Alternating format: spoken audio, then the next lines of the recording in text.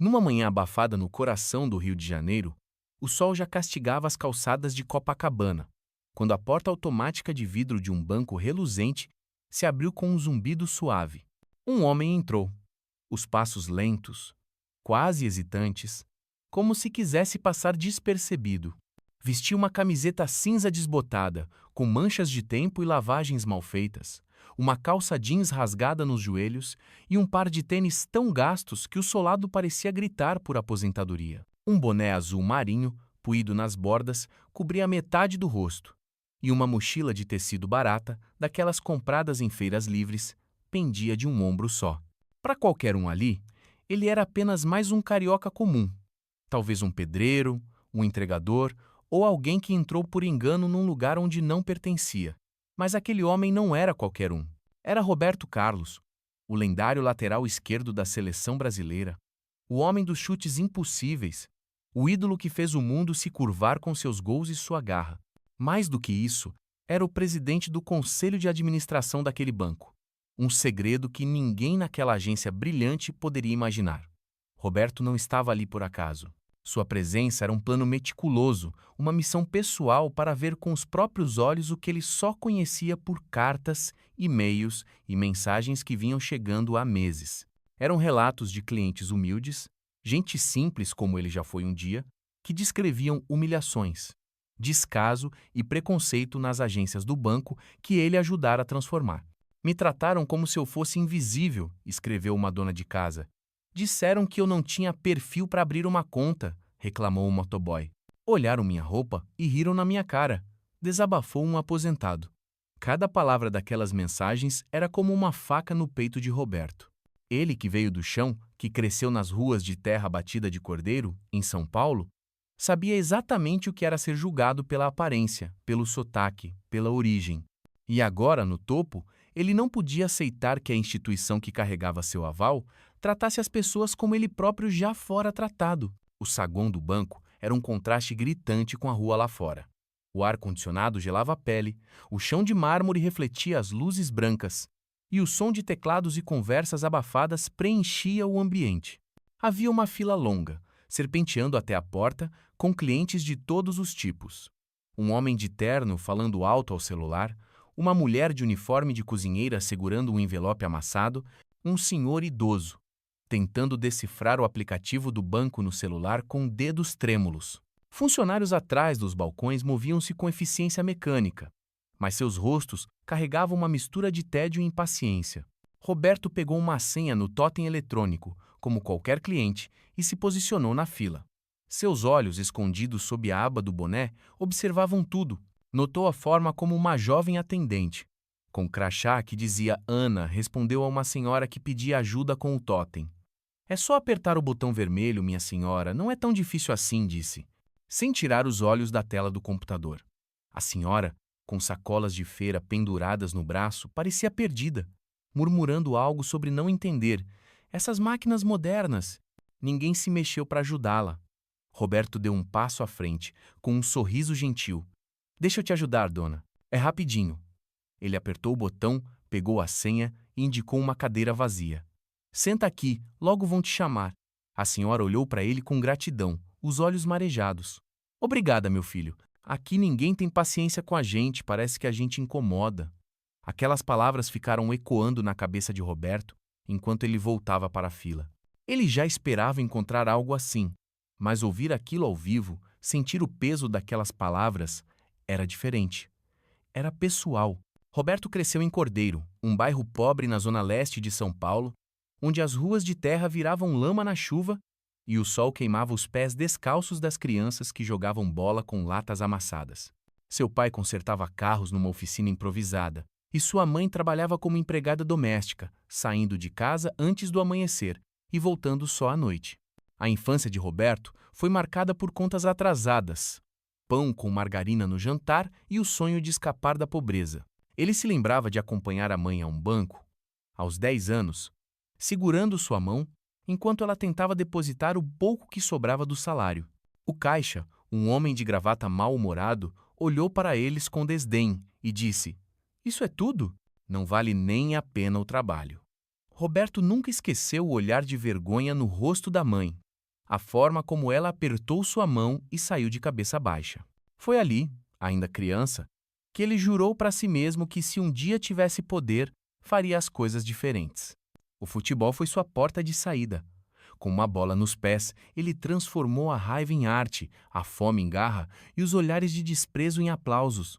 Mas mesmo depois de conquistar o mundo, de erguer a taça da Copa de 2002, de ser idolatrado por milhões, ele nunca deixou de ser um menino de cordeiro.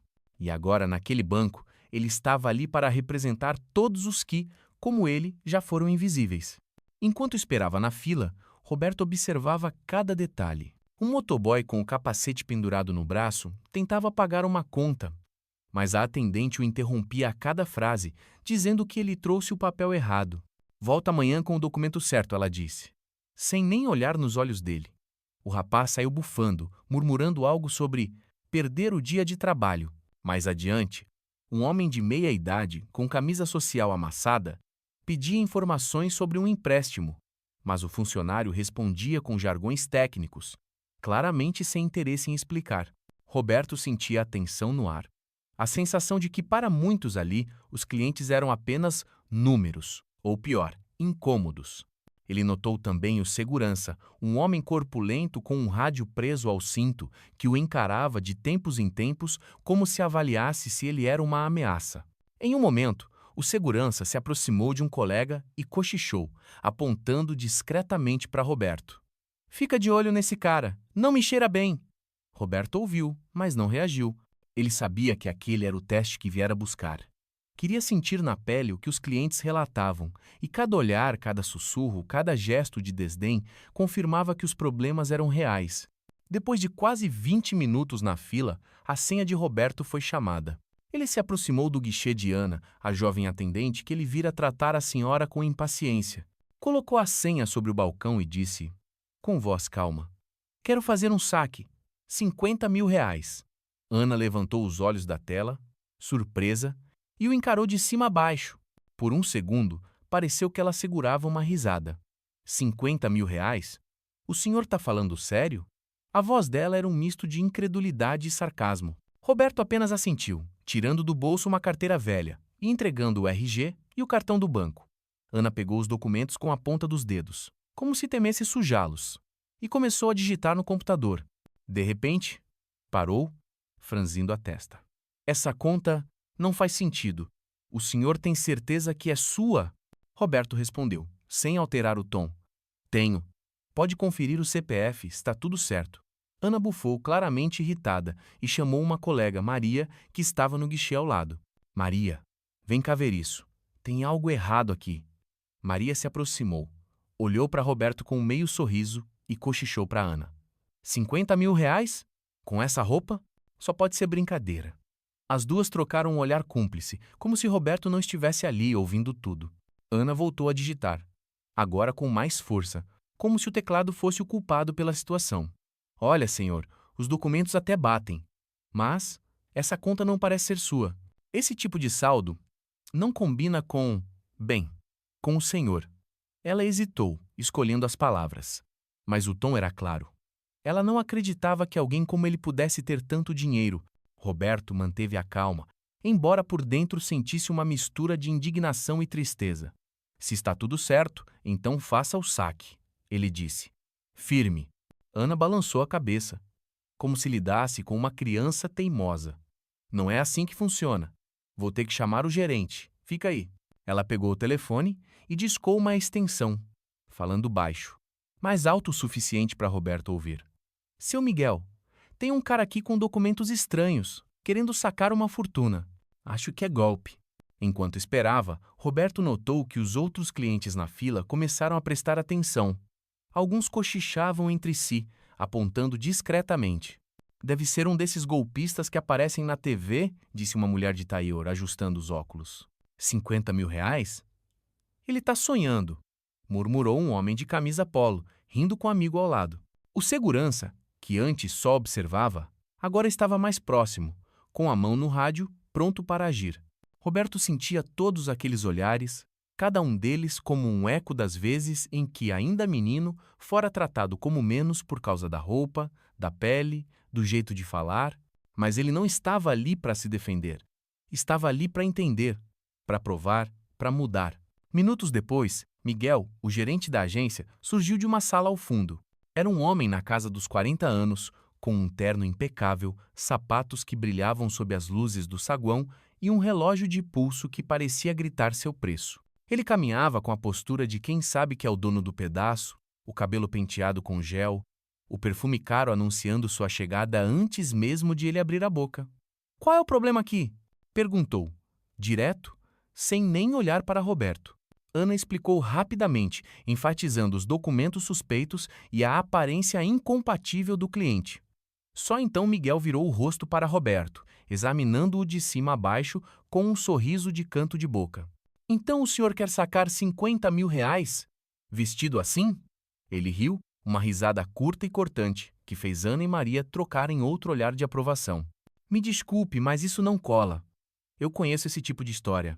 Documentos podem ser falsificados. E o senhor não tem cara de quem movimenta esse tipo de dinheiro."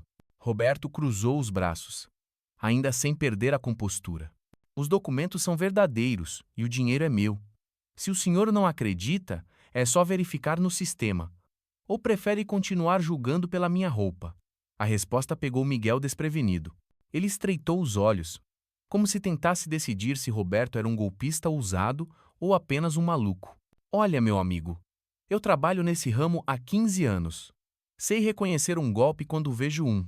E, francamente, o senhor não engana ninguém com esse boné e essa mochila de camelô." Ele fez um gesto para o segurança, que deu um passo à frente, e continuou.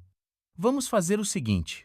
Ou o senhor explica direitinho de onde veio essa conta, ou eu chamo a polícia agora mesmo. E acredite, não vai ser agradável." A ameaça de Miguel fez o clima no saguão mudar. Os clientes, que antes apenas cochichavam, agora olhavam abertamente. Alguns com curiosidade, outros com desaprovação. "Tá vendo? Eu sabia que era coisa errada", disse a mulher de taier, balançando a cabeça. "Esses caras sempre tentam a sorte", completou o homem de camisa polo, cruzando os braços. Ana, atrás do balcão, parecia satisfeita, como se tivesse desmascarado um criminoso. O segurança, agora a poucos metros de Roberto, mantinha a mão no rádio, esperando um sinal de Miguel para agir. Mas Roberto não se abalava. Ele já enfrentara estádios lotados, zagueiros truculentos, momentos de pressão que fariam qualquer um tremer. Aquilo, para ele, era só mais um jogo, e ele sabia que estava prestes a virar o placar. "Se o senhor quer chamar a polícia, vá em frente", disse Roberto, olhando nos olhos de Miguel. "Mas antes, acho que o senhor vai querer conversar comigo a sós. Só um minuto do seu tempo." Miguel riu, dessa vez com um toque de arrogância. "Conversa a sós? Para quê? Para me convencer com alguma história triste? Aqui não tem espaço para isso, meu caro." Ele fez um gesto para Ana, que já pegava o telefone para chamar reforços. Mas havia algo na calma de Roberto, na forma como ele se mantinha firme, que começou a incomodar Miguel. Era como se aquele homem, com seu boné velho e sua camiseta desbotada, soubesse de algo que ninguém mais ali sabia. Roberto tirou a mochila do ombro, abriu o zíper com calma e pegou o celular. Ele abriu um aplicativo, rolou a tela por um instante e virou o aparelho para Miguel. "Olha isso antes de tomar qualquer atitude", disse, com a voz tão serena que fez o gerente hesitar por uma fração de segundo. O que estava naquele celular mudaria tudo. E o saguão daquele banco estava prestes a testemunhar uma reviravolta que ninguém poderia prever. O silêncio no saguão do banco era tão denso que parecia que o próprio ar havia parado de circular. Todos os olhos estavam cravados em Roberto Carlos. O homem que até segundos atrás era apenas um estranho mal vestido, acusado de tentar um golpe. Miguel, o gerente, segurava o celular de Roberto com as mãos trêmulas, encarando a tela que exibia um crachá digital. Roberto Carlos, presidente do Conselho de Administração. Abaixo do nome, o logotipo do banco brilhava em letras douradas, acompanhado de um selo de autenticação e a assinatura eletrônica do Conselho. A arrogância que antes dominava o rosto de Miguel evaporou, dando lugar a um tom pálido, quase doentio. Ana, a atendente, estava paralisada atrás do balcão, os olhos arregalados, a boca entreaberta como se tentasse encontrar palavras que não existiam. Os clientes na fila, que momentos antes cochichavam julgamentos, agora trocavam olhares de choque e constrangimento. O segurança, que havia se aproximado com postura ameaçadora, deu um passo para trás, baixando a cabeça como se quisesse desaparecer. Roberto, ainda com o boné puído e a camiseta desbotada, permanecia calmo, os braços cruzados, o olhar firme. Ele não precisava erguer a voz para comandar o ambiente. Sua presença, agora revelada, era suficiente para fazer o chão de mármore parecer tremer sob os pés de todos ali. Então, senhor Miguel, disse Roberto, a voz serena, mas com uma ponta de autoridade que cortava como uma lâmina. O senhor ainda acha que sou um golpista? Ou agora que sabe quem eu sou, vai mudar de ideia sobre como tratar as pessoas? Miguel engoliu em seco, o pomo de Adão subindo e descendo visivelmente. Seu Roberto, eu não tinha como saber. O senhor estava vestido assim, entende? Não era minha intenção. Ele gaguejava, tentando encontrar uma desculpa que o salvasse, mas cada palavra soava mais fraca que a anterior. Roberto ergueu uma sobrancelha, interrompendo-o com um leve levantar de mão. Não tinha como saber? E precisava saber quem eu sou para me tratar com respeito? E as outras pessoas que passam por aqui todos os dias, com roupas simples, com sotaques da favela, com mãos calejadas de trabalho, elas também precisam ser alguém importante para merecer sua atenção? A pergunta pairou no ar, pesada, e Miguel não encontrou resposta. Ele baixou os olhos, o relógio caro no pulso parecendo agora um peso desnecessário. Roberto deu um passo à frente, olhando ao redor. Os clientes, os funcionários, até o segurança, todos pareciam presos em um momento que não sabiam como processar. Ele caminhou até a senhora que ajudara no início, Dona Lúcia, que ainda segurava a sua senha com as mãos enrugadas. Ela o encarava com uma mistura de surpresa e admiração, como se visse um herói de novela ganhar vida. Dona Lúcia, ele disse, abaixando-se para ficar na altura dela, a senhora merece estar aqui tanto quanto qualquer um, e eu prometo que isso vai mudar. Ela segurou a mão dele, os olhos marejados. Meu filho, eu vi você na TV chutando aquelas bolas que pareciam mágica. Mas o que você está fazendo aqui hoje, isso é maior que qualquer gol. Roberto sorriu, um sorriso genuíno, daqueles que ele reservava para os momentos em que se sentia em casa. Obrigado, dona, mas o jogo só está começando. Ele se endireitou e tirou o celular do bolso, abrindo uma chamada de vídeo. Na tela, apareceu Clara, a diretora de recursos humanos do banco, uma mulher de meia-idade com óculos de armação fina e expressão séria. Seu Roberto, recebi o relatório preliminar e já tenho acesso às imagens das câmeras de segurança. Como o senhor quer proceder? A voz dela era profissional, mas havia um tom de urgência, como se soubesse que o que estava acontecendo era um divisor de águas. Roberto não hesitou. Clara, o senhor Miguel está demitido, efetivo imediatamente, por conduta antiética e violação dos princípios do banco. A senhorita Ana será suspensa até segunda ordem, enquanto investigamos suas ações. Quero que as imagens de hoje sejam analisadas pelo jurídico e que todos os funcionários desta agência passem por um treinamento obrigatório sobre atendimento e respeito ao cliente. E, Clara, isso não é só para esta agência. Quero uma revisão nacional. Ninguém deve ser tratado como eu fui hoje. Nunca mais.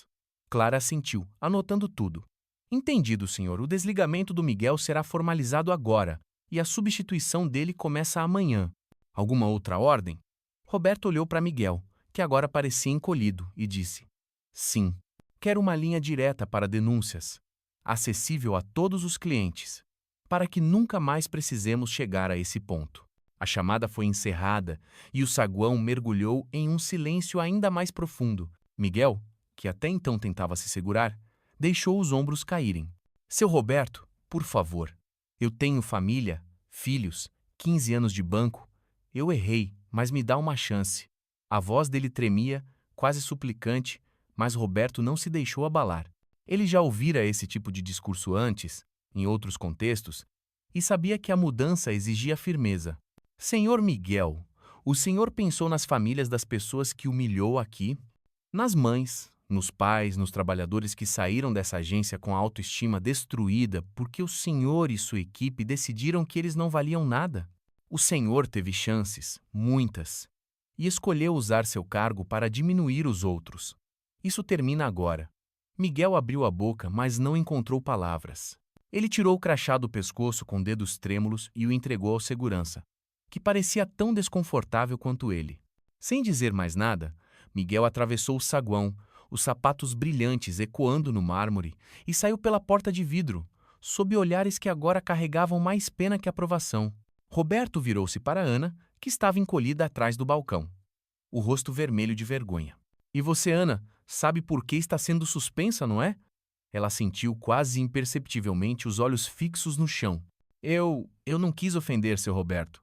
Foi um erro, eu juro. Roberto balançou a cabeça. Não foi um erro, foi uma escolha. Você escolheu rir de mim, cochichar com sua colega, me tratar como se eu não pertencesse aqui.